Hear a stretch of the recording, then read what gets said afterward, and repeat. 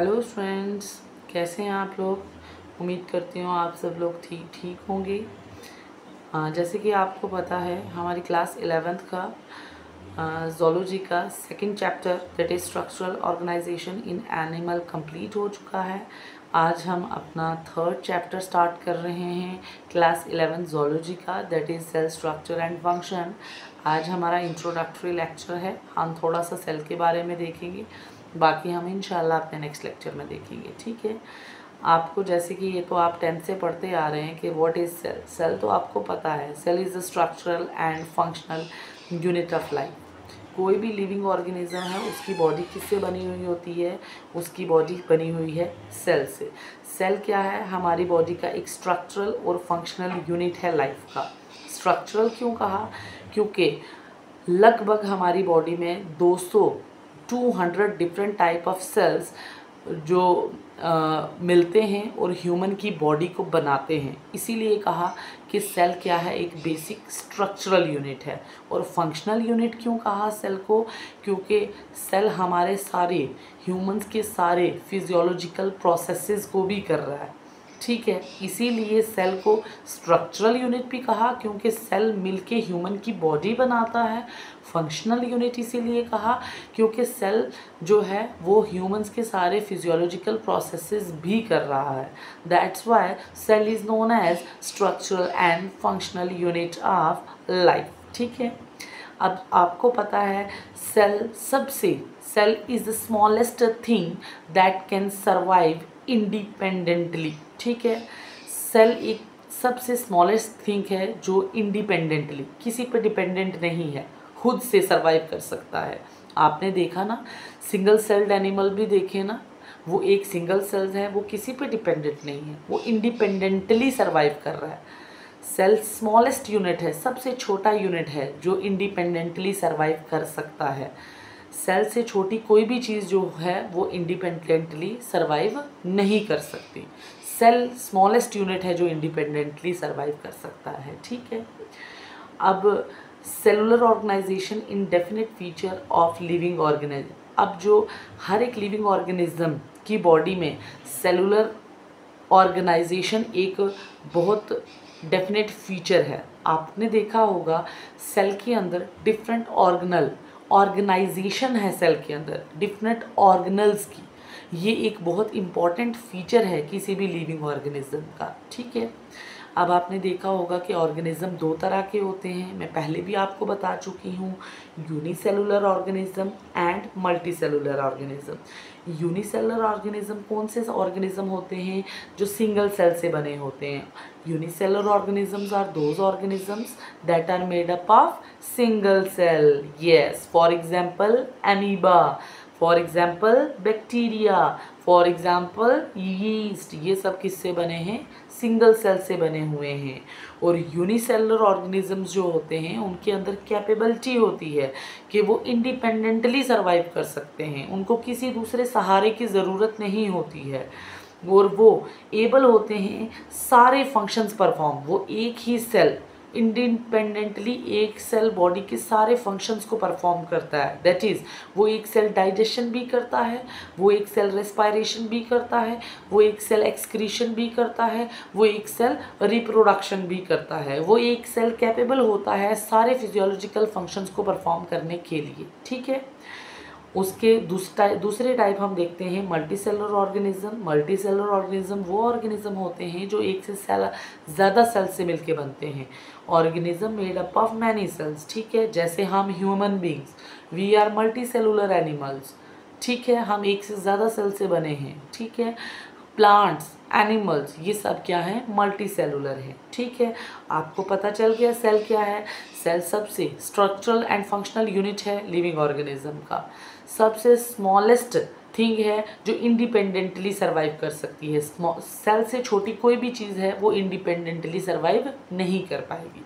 ठीक है, living organism का एक बहुत डेफिनेट फीचर है कि उसकी बॉडी में सेलुलर ऑर्गेनाइजेशन प्रेजेंट होती है, सेल्स ऑर्गेनाइजली अरेंज्ड होते हैं। ठीक है, अब आपने देखा ऑर्गेनिज्म दो तरह के हैं, यूनिसेलुलर, मल्टीसेलुलर। अब आए हम देखते हैं आगे। रॉबर्ट हुक एक साइंटिस्ट है। ठीक है, उसने डिस्कवर्ड किया डेड सेल को। डेड सेल को सबसे पहले डेड सेल को डिस्कवर किया एक साइंटिस्ट है जिसका नाम है रॉबर्ट हुक। उसने किस में डिस्कवर किया? कॉर्क सेल में। अब आपको पता है कॉर्क सेल कौन से होते हैं? जो स्टेम के कॉर्क सेल स्टेम में प्रेजेंट होते हैं। कॉर्क सेल में डिस्कवर्ड किया डेड सेल को, और उसने कॉर्क सेल में क्या ऑब्जर्व किया? उसने कॉम्ब लाइक ऐसे हेक्सागोनल कंपार्टमेंट्स देखे, और इस हेक्सागोनल कंपार्टमेंट को बाद में रॉबर्ट हुक ने कहा सेलुला। क्या कहा? सेलुला कहा, और बाद में कहा कि ये सेलुला क्या हैं? ये सेल्स हैं। ठीक है, किसने देखा था? अगर आपको कल एमसीक्यू आ जाता है शॉर्ट आंसर में कि जो सेल है सबसे पहले डेड सेल को किसने डिस्कवर किया? डेड सेल को किसने डिस्कवर किया? रॉबर्ट हुक ने डिस्कवर किया। किस में किया? रॉबर्ट हुक ने डिस्कवर्ड कॉर्क सेल में, डेड कॉर्क सेल में। ठीक है, कॉर्क सेल में उसने क्या देखा? हेक्सागोनल कंपार्टमेंट्स देखे, जिनको उन्होंने क्या नाम दिया? सेलुला। बाद में इन्हीं सेलुला को उसने क्या कह दिया? सेल कह दिया। ठीक है, अब एक और साइंटिस्ट आया जिसका नाम था Anton van Leeuwenhoek. Anton van Leeuwenhoek ने क्या देखा? Live cell, first time live cell को डिस्कवर किया। डेड सेल को किसने डिस्कवर किया था? रॉबर्ट हुक ने। लाइव सेल को किसने डिस्कवर किया? एंटोन वैन ल्यूवेनहुक ने फर्स्ट टाइम डिस्कवर किया। ठीक है, अब एक और साइंटिस्ट था जिसका नाम है रॉबर्ट ब्राउन। रॉबर्ट ब्राउन ने किसको डिस्कवर किया? सेल के अंदर आपको पता है न्यूक्लियस प्रेजेंट होता है। न्यूक्लियस को किसने डिस्कवर किया? रॉबर्ट ब्राउन ने डिस्कवर किया। ठीक है, उसके बाद अब हम देखेंगे कि सेल थ्योरी क्या है। What is cell theory? Cell theory सबसे पहले किसने दी? Cell theory was given by Matthias Schleiden and Theodor Schwann. किसने दी?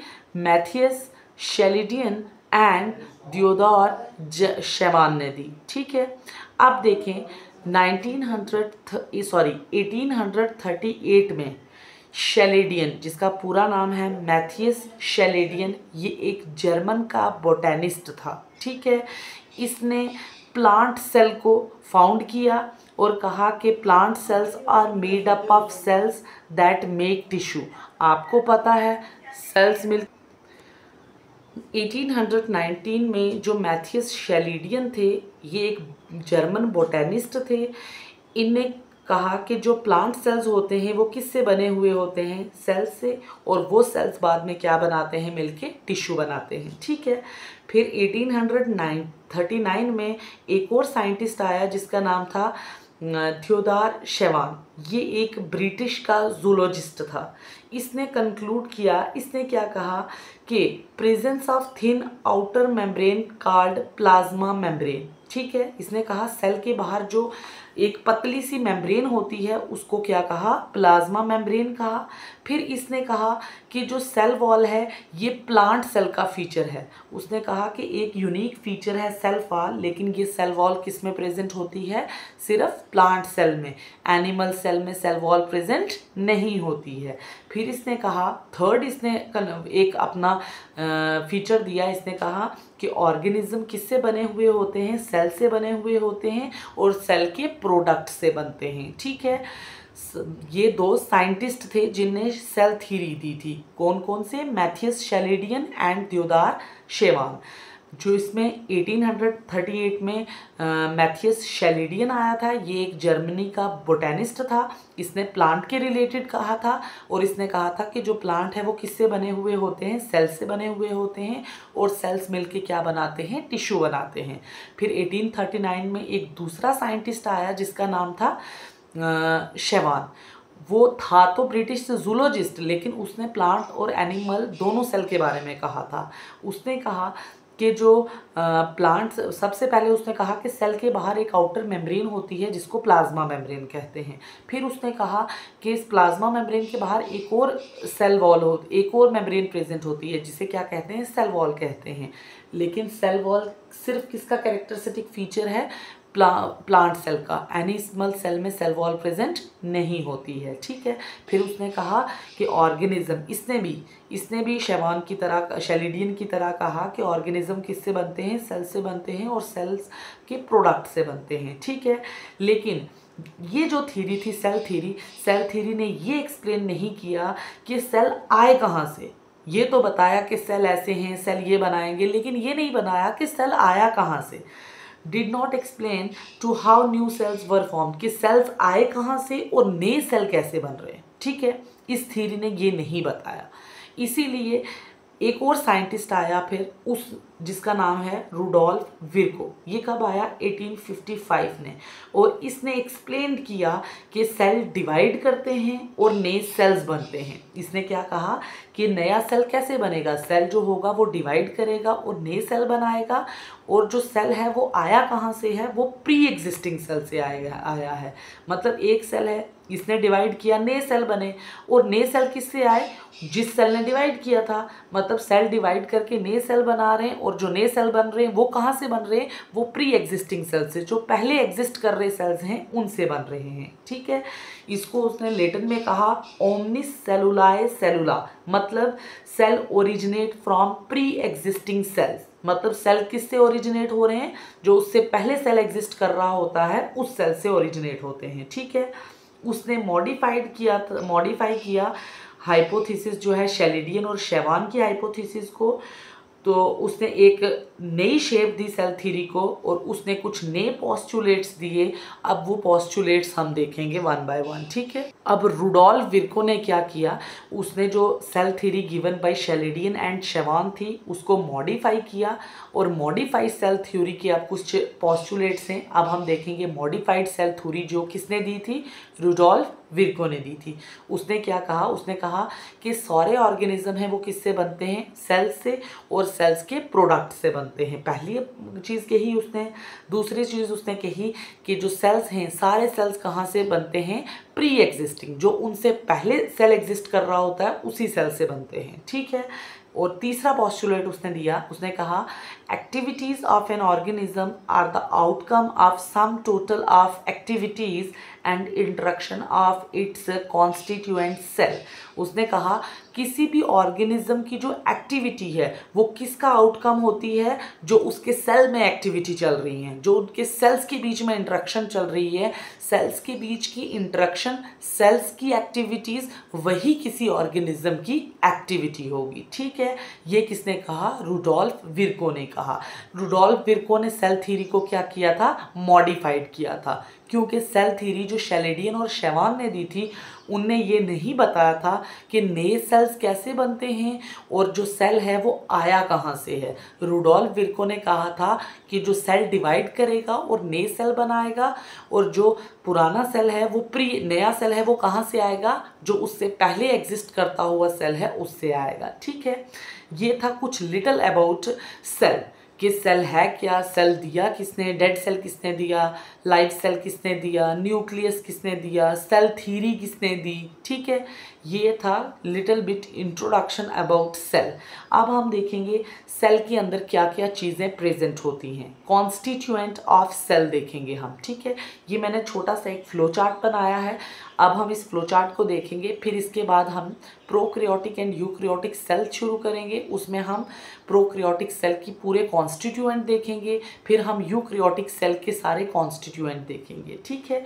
अब ये देखें, सेल देखें, सेल में क्या क्या चीज़ प्रेजेंट होती है। सेल में न्यूक्लियस प्रेजेंट है, सेल में साइटोप्लाज्म प्रेजेंट है, सेल में सेल मेम्ब्रेन प्रेजेंट होती हैं, सेल वॉल प्रेजेंट होती हैं, ठीक है। अब सबसे पहले हम न्यूक्लियस को देखेंगे।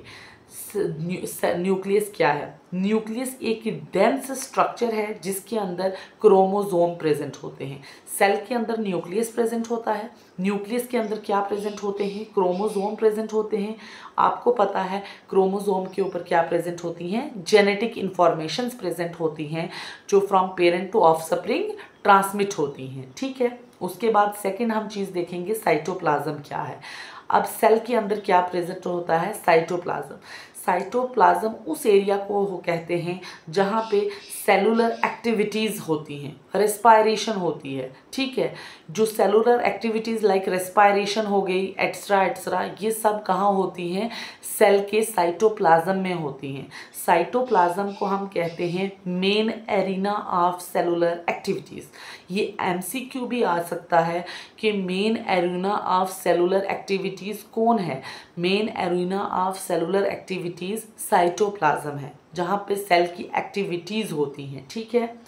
अब साइटोप्लाज्म है क्या? ये सेमी फ्लूइड मैट्रिक्स होता है that occupies the volume of the cell, जिसने सेल की पूरी वॉल्यूम को घेर के रखा होता है, ठीक है। आगे हम डिटेल में पढ़ेंगे साइटोप्लाज्म, ये जस्ट लिटिल बिट दे रही हूँ, ठीक है। उसके बाद सेल मेम्ब्रेन क्या होती हैं?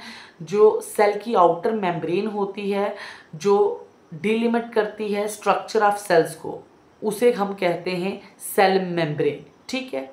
आउटर मेम्ब्रेन है सेल की। उसके बाद सेल वॉल क्या होती है?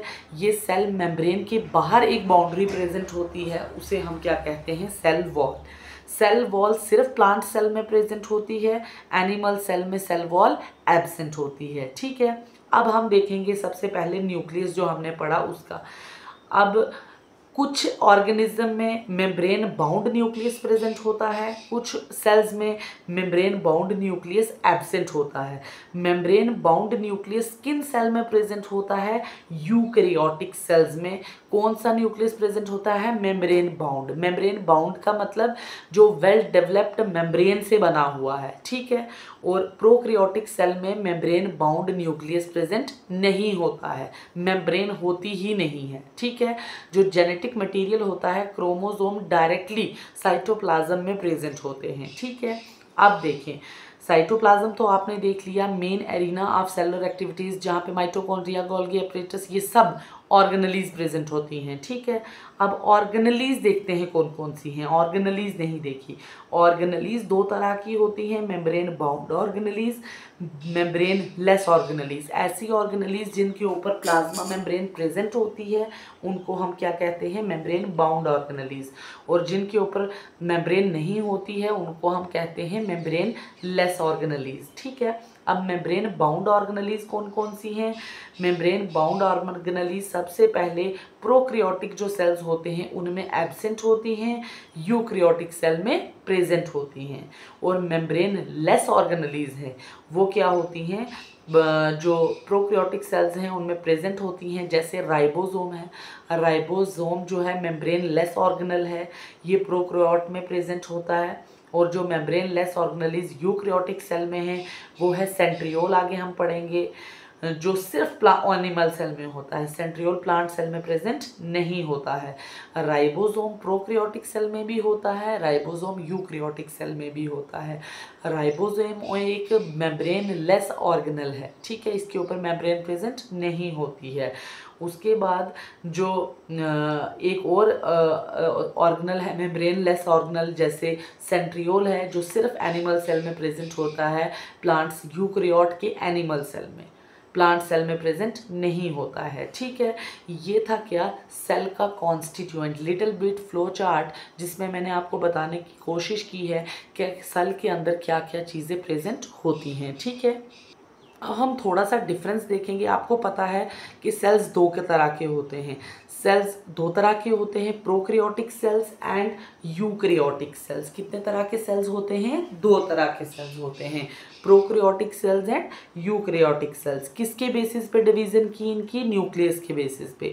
जिन सेल्स में न्यूक्लियस प्रेजेंट है उनको कहा यूकैरियोटिक सेल, जिनमें न्यूक्लियस एब्सेंट है उनको क्या कहा? Prokaryotic cells. अब ये कुछ डिफरेंस मैं बताती हूँ आपको।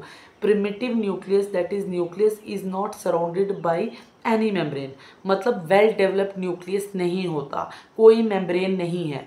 ऐसे ही डायरेक्टली कहीं भी साइटोप्लाज्म में जेनेटिक मटेरियल प्रेजेंट होगा। मेम्ब्रेन बाउंड न्यूक्लियस नहीं है, वेल डेवलप्ड न्यूक्लियस नहीं है, उन और सेल्स को क्या कहते हैं? Prokaryotic cells. अब जिनमें well developed nucleus surrounded by nuclear membrane present होता है उन सेल को कहते हैं यूकैरियोटिक सेल, ठीक है। अब जो प्रोकैरियोटिक सेल्स होते हैं वो यूनिसेलुलर होते हैं, वो एक सेल से बने होते हैं, ठीक है। और जो यूकैरियोटिक सेल्स होते हैं वो मल्टी सेलुलर होते हैं मोस्टली, ठीक है, एक से ज़्यादा सेल से मिलके बनते हैं। अब जो सेल साइज होता है, प्रोकैरियोट का सेल साइज होता है वो जनरली स्मॉल होता है, ठीक है। प्रोकैरियोटिक सेल्स जो होते हैं वो जनरली छोटे छोटे होते हैं, और जो यूकैरियोटिक सेल्स होते हैं जनरली उनका साइज बड़ा होता है, ठीक है। जो true nucleus absent due to the absence of nuclear membrane, अब ये तो मैं बता चुकी हूँ, अगर न्यूक्लियर मेम्ब्रेन ही नहीं होगी तो वेल डेवलप्ड न्यूक्लियस भी प्रेजेंट नहीं होता। इनमें न्यूक्लियर मेम्ब्रेन प्रेजेंट है तो ट्रू न्यूक्लियस इनमें प्रेजेंट होगा, ठीक है। अब membrane bound cell organelles are absent, जो प्रोकैरियोटिक सेल हैं उनमें मेम्ब्रेन बाउंड ऑर्गेनल जो होती हैं, कौन कौन सी हैं मेम्ब्रेन बाउंड ऑर्गेनल, जैसे माइटोकॉन्ड्रिया हो गया, जैसे लाइजोसोम हो गया, ये कौन सी हैं, ये प्लांट सेल में क्लोरोप्लास्ट हो गया, ये कौन सी हैं, ये मेम्ब्रेन बाउंड ऑर्गेनल हैं। ये प्रोकैरियोटिक सेल्स में क्या होती हैं, एब्सेंट होती हैं। लेकिन जो membrane bound cell organelle eukaryotic cell में प्रेजेंट होती हैं। प्रेजेंट यूकैरियोटिक सेल में माइटोकॉन्ड्रिया भी होता है, लाइसोसोम भी होता है, प्लांट सेल में क्लोरोप्लास्ट होता है, ठीक है। उसके बाद जो प्रोकैरियोटिक सेल्स होते हैं उनमें न्यूक्लियस नहीं, न्यूक्लियोलस एब्सेंट होता है, और जो यूकैरियोटिक सेल्स हैं इनमें न्यूक्लियोलस प्रेजेंट होता है। न्यूक्लियोलस न्यूक्लियस के अंदर प्रेजेंट होता है। प्रोकैरियोटिक सेल में वेल डेवलप्ड न्यूक्लियस ही नहीं होता तो न्यूक्लियोलस भी एब्सेंट होता है। यूकैरियोटिक में वेल डेवलप्ड न्यूक्लियोलस प्रेजेंट होता है, दैट मीन्स कि न्यूक्लियस प्रेजेंट होता है, दैट मीन्स कि न्यूक्लियोलस भी प्रेजेंट होता है, ठीक है। अब राइबोसोम्स जो होते हैं दो तरह के होते हैं, आगे हम सेल के जब स्ट्रक्चर पढ़ेंगे आप देखेंगे 70S राइबोसोम, 80S राइबोसोम। अब जो प्रोकैरियोटिक सेल्स होते हैं उनमें 70S राइबोसोम प्रेजेंट होते हैं, ठीक है। और जो यूकैरियोटिक सेल्स होते हैं इनमें 80S राइबोसोम प्रेजेंट होते हैं, ठीक है। अब जो प्रोकैरियोटिक सेल है इनमें सिंगल क्रोमोसोम प्रेजेंट होता है। न्यूक्लियस तो प्रेजेंट नहीं है, क्रोमोसोम डायरेक्टली साइटोप्लाज्म में प्रेजेंट होगा और एक सिंगल क्रोमोसोम प्रेजेंट होता है, ठीक है। लेकिन जो यूकैरियोटिक सेल्स होते हैं उनमें एक से ज़्यादा क्रोमोसोम प्रेजेंट होता है। हमारी बात कर ले, हमारी बॉडी यूकैरियोटिक सेल्स से बनी हुई होती है। हमारी बॉडी के जो सेल्स हैं वो कौन से हैं, यूकैरियोटिक सेल्स हैं, और यूकैरियोटिक सेल्स में एक से ज़्यादा क्रोमोसोम होते हैं। हमारी बॉडी में, हमारे न्यूक्लियस में कितने क्रोमोसोम्स हैं, 46 क्रोमोसोम प्रेजेंट हैं, ठीक है। उसके बाद cell division take place by fission or budding.